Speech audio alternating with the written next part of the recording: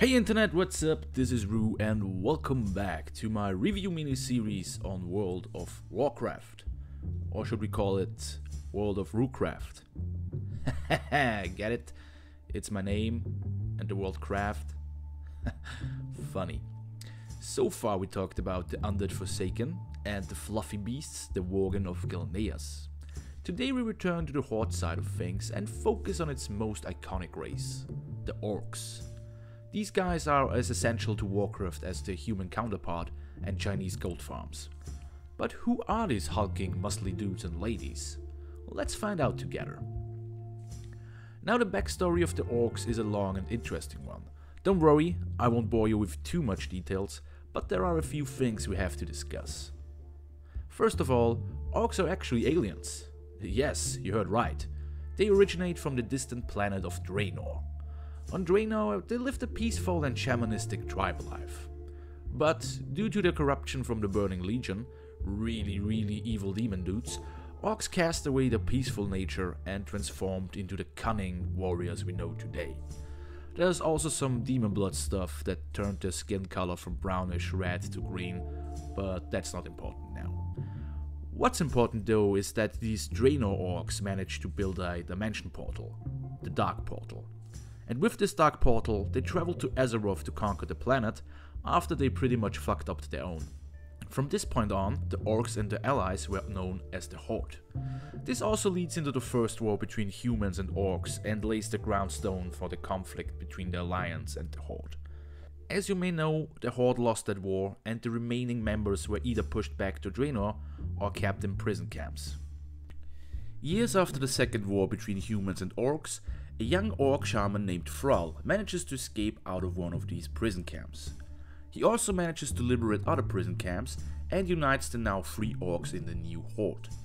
Thrall isn't that big of a fan of the war between Orcs and humans and goes for a more chilled approach. Now being the new war chief of the Horde, Thrall and his people travel to Kalimdor to escape the rising threat of the Burning Legion. Here Thrall not only finds new allies in the Dark Spiritual tribe, but also builds the Horde's new capital, Orgrimmar. He also names the new land Durotar after his dead father. As you can imagine, this didn't sit well with the Alliance, who has its posts all around Durotar. Now this is a really rough summary of the events, so if you're interested into finding out more, I highly implore you to check out the game lore or pick one of the books on the matter. So let's jump ahead a few years to today. Thrall decided to leave his post as war chief to investigate the cause and effects of the cataclysm. In his absence, he passed on the mantle to the young warrior Garrosh Hellscream, a war veteran and hero of the war in Northrend. Oh look at that! I managed to sneak Arthas in there again. I love that guy. While the resources of Durotar are dwindling and the Horde is still reeling from the aftermath of its Northrend campaign, Garrosh is trying everything to ensure the Horde's survival. Oh, and Orgrimmar burnt down too. But I'm getting sidetracked again. So, before we jump into our adventure, let's take a look at the available classes and the Orcs race boni. The available classes include the Hunter, the Mage, the Monk, the Rogue, the Shaman, the Warlock, and the Warrior. Picking an Orc as your character also gives you a 1% bonus on your pet's attacks, a 20% reduced duration of stun effects against you, and a 15-second boost on your melee and ranged attacks.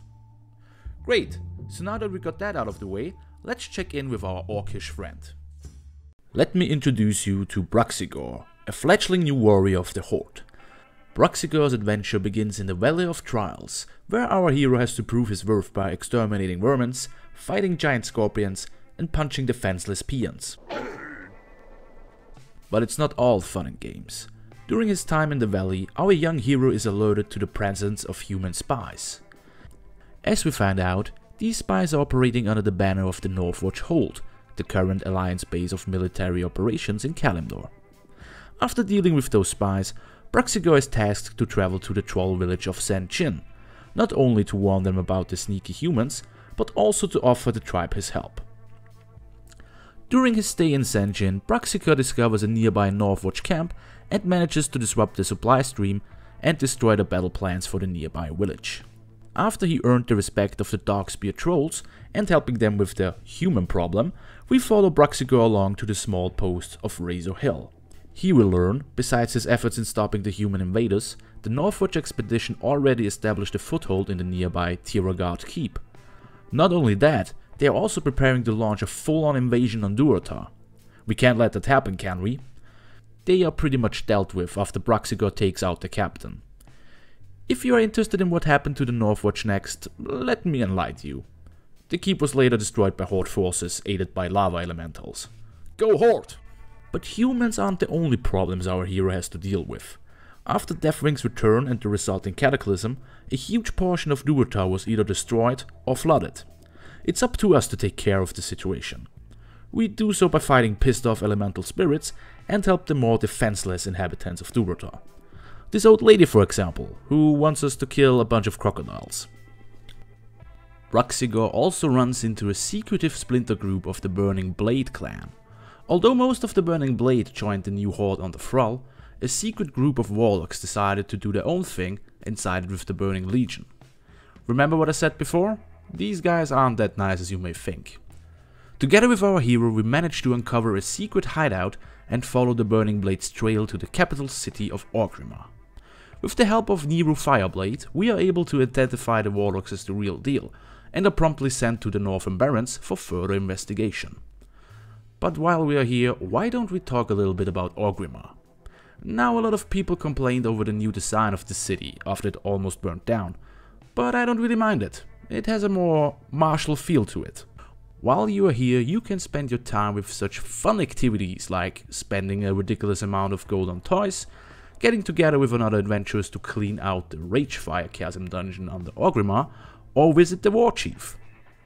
Hang on, that's not Garrosh Hellscream. Oh, that's right, Sylvanas Windrunner is the current War Chief. Forget all that, we get there sooner or later. Now with the threat of human spies and secret societies out of the way, Braxigo is ready to move on to greater adventures. With an enlistment letter in his pocket, he sets out to the Northern Barrens. And this is where Braxigo's tale ends, for now. To me, the Orc starting area is a pretty interesting one. Not only do you get to see the conflict between the Horde and the Lions at first hand, you also get a feel for the after effects of the Cataclysm. This can be interesting for returning players who stopped playing before the Cataclysm add-on dropped. Of course there are more quests that I didn't touch on. For example, that one time you were transformed into a ghost wolf. Or the other time where the game made a poop joke. What's that smell? Oh, bad dog!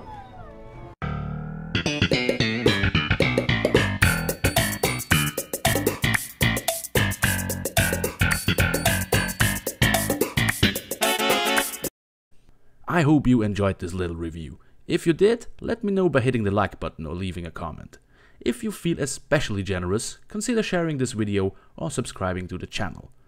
Next time we will take a look at the Orcs' oldest enemies, the humans. This is Roo signing off. Bye bye.